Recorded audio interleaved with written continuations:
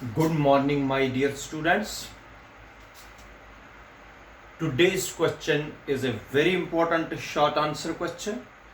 The question is, give the advantages of SI system of units. बेटा हमने देखा there are 4 system of units. Among them, first one was CGS system of unit, then second was FPS system of unit, third was MKS system of unit, and fourth जो है that was SI system of unit. और मैंने आप लोगों को बताया भी वहां पर SI सिस्टम इंटरनेशनल या इंटरनेशनल सिस्टम ऑफ यूनिट्स क्यों जरूरत पड़ी थी. ठीक है बेटा, आज पहले हम इसके एडवांटेजेस पढ़ेंगे. एडवांटेजेस SI सिस्टम के क्या है, वही है आज का टॉपिक बेटा. What are the advantages of SI system of units. सबसे पहला advantages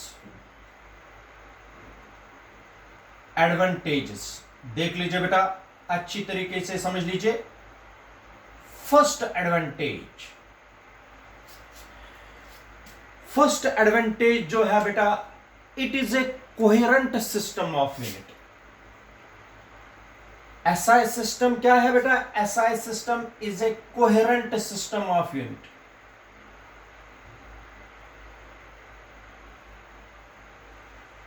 SI system is a coherent system of units.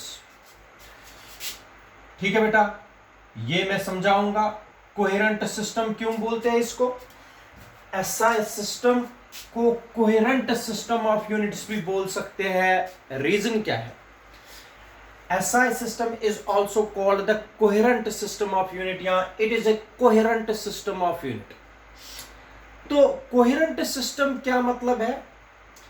जितने भी डिराइव्ड यूनिट्स हैं, all the derived units can be multiplied in this system. इस system में जितने भी बेटा डिराइव्ड यूनिट्स हैं वो मल्टीप्लाई और डिवाइड करके बाकी फिजिकल क्वांटिटीज के निकाले जाते हैं. और आपको मैं एग्जांपल दूंगा, आप लोगों को पता है जो फंडामेंटल क्वांटिटीज है, मास, लेंथ, टाइम, और भी है. मास का यूनिट है केजी, लेंथ का मीटर और टाइम का सेकंड. बेटा इन्हीं 3 यूनिट्स को बार बार यूज करके, ये तो फंडामेंटल यूनिट्स है.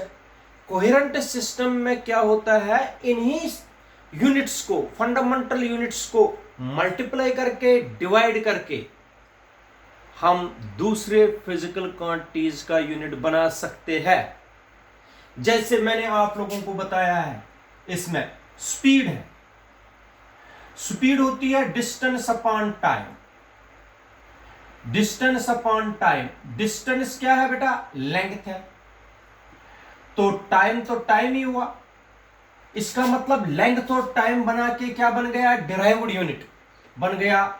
Metre length time second. Metre per second जो कि फंडामेंटल यूनिट से बनाया गया है. दो फंडामेंटल यूनिट्स को डिवाइड करके मीटर डिवाइडेड बाय सेकंड बन गया यूनिट किसका बेटा? स्पीड का. इसका मतलब है कुछ डिराइव्ड यूनिट्स को मल्टीप्लाई करने पर या डिवाइड करने पर यूनिट बनाया जाता है. ऐसे सिस्टम को बोलते हैं कोहेरेंट सिस्टम. इसी तरीके से जैसे एरिया है, एरिया होता है लेंथ इनटू ब्रेड्थ. एल भी लेंथ है, ब्रेड्थ भी डिस्टेंस ही है, वो भी लेंथ ही है. तो इसका मतलब इस लेंथ का यूनिट मीटर, इस लेंथ का यूनिट मीटर. इसका मतलब मीटर स्क्वायर. मीटर स्क्वायर जो आप लोगों ने एरिया का यूनिट बना दिया, लेकिन दो फंडामेंटल यूनिट्स मीटर और मीटर दो बारी रिपीट करने पर मीटर स्क्वायर बना. मीटर स्क्वायर किसका यूनिट बना? एरिया का. इसका मतलब हो गया बेटा SI सिस्टम को हम बोलते हैं coherent system of unit because all the units, all other units can be derived by multiplying or dividing certain fundamental units. Fundamental units को मल्टीप्लाई और डिवाइड करने पर हम दूसरी फिजिकल क्वांटिटीज का यूनिट बनाते हैं. ऐसे सिस्टम को हम बोलते हैं coherent system of unit. What is now coherent system of unit? SI system is a coherent system of unit. That means all the derived units. ये derived unit है, ये भी derived unit है, और भी आगे बहुत सारे derived units निकालेंगे. All the derived units can be obtained by multiplying or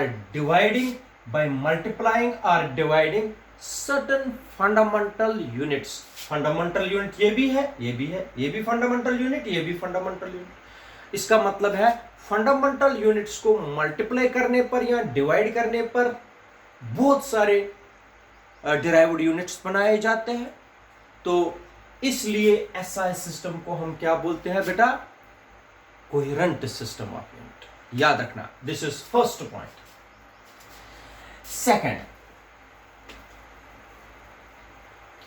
second है बेटा, it is A rationalised system of unit. It is a rationalized system of unit.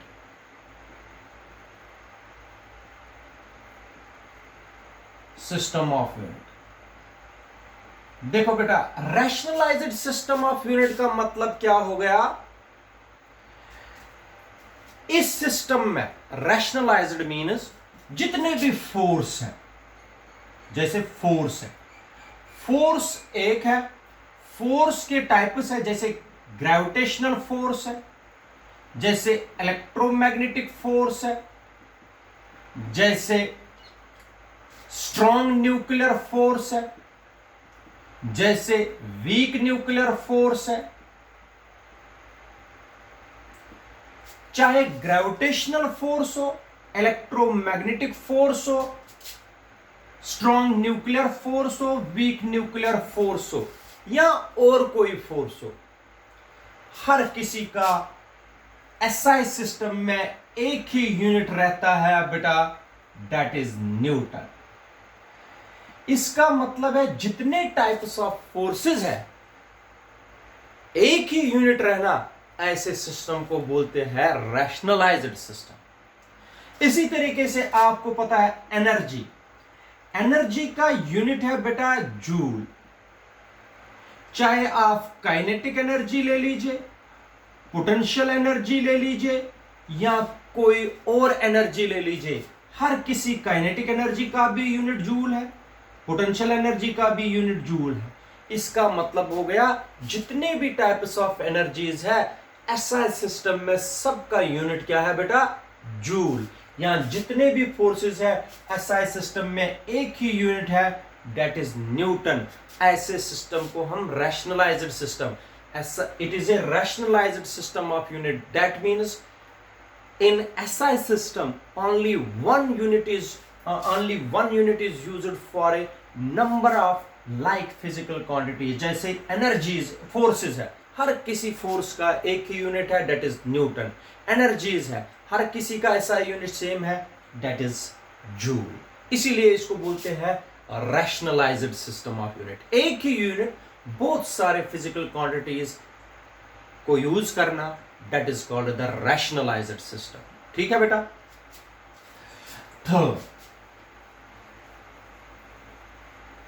Third है बेटा, it is metric system of unit. It is metric system of unit.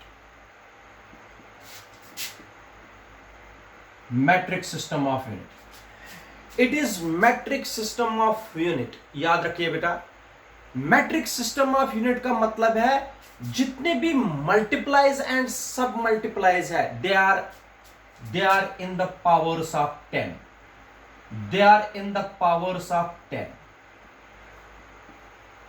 बेटा इसका मतलब क्या हुआ, मैं अभी समझाऊंगा. जितने इसको मैट्रिक सिस्टम ऑफ यूनिट बोलते हैं, एसआई सिस्टम को मैट्रिक सिस्टम ऑफ यूनिट बोलते हैं। जितने भी इसमें बेटा मल्टीप्लाइज और सब मल्टीप्लाइज है वो हमेशा हम लिखते हैं इन द पावर्स ऑफ 10। जैसे आप लोगों के पास अगर ऐसा हो 0.000056, ये ऐसे हम नहीं लिखते हैं एसआई सिस्टम में। एसआई सिस्टम में हम क्या करेंगे, इस डेसिमल को हम इधर लेंगे, 1 2 3 4 5 के बाद 1 2 3 4 5 के बाद यहां पर डेसिमल लगाया, इसका आंसर आएगा 5.65। हम इस साइड चले, 10⁻⁻⁻⁵ इसको हम इस तरीके से लिखते हैं पावर्स ऑफ 10, पावर्स ऑफ 10। या अगर आप लोगों को 1000 है, 1000 को हम लिखते हैं 10⁻³ तो इसका मतलब जितने भी हमें मल्टीप्लाइज और सब मल्टीप्लाइज है एसआई सिस्टम हम लिखते हैं बेटा in the powers of 10। That is why it is A matric system of unit. It is A matric system. कौन है मैट्रिक सिस्टम? शाबाश बेटा, SI unit is a matric system of unit. याद रखिए बेटा, दिस इज एडवांटेज नंबर 3। तो now the advantage number 4, this system of unit, yeah, it is internationally accepted. It is internationally accepted. इस system को internationally accept किया गया है, ये हर किसी कंट्री में चलता है। कौन सा सिस्टम? SI system. ठीक है बेटा। 5th याद रख रहे हो? देखो इसमें आप लोगों को मैं बताता हूं 5th एडवांटेज क्या है। जो एसआई सिस्टम ऑफ यूनिट है, it is closely related to CGS system of unit.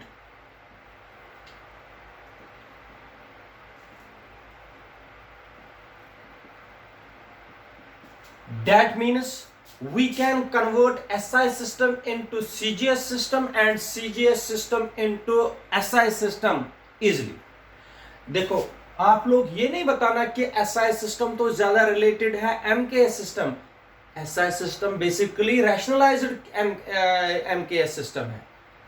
MKS system का ही मॉडिफाइड फॉर्म है SI system। इसका मतलब SI system तो रैशनल MKS system के क्लोजली रिलेटेड है ही है, लेकिन उसके बाद जो ये क्लोजली रिलेटेड है वो किस सिस्टम से है? सीजीएस सिस्टम से।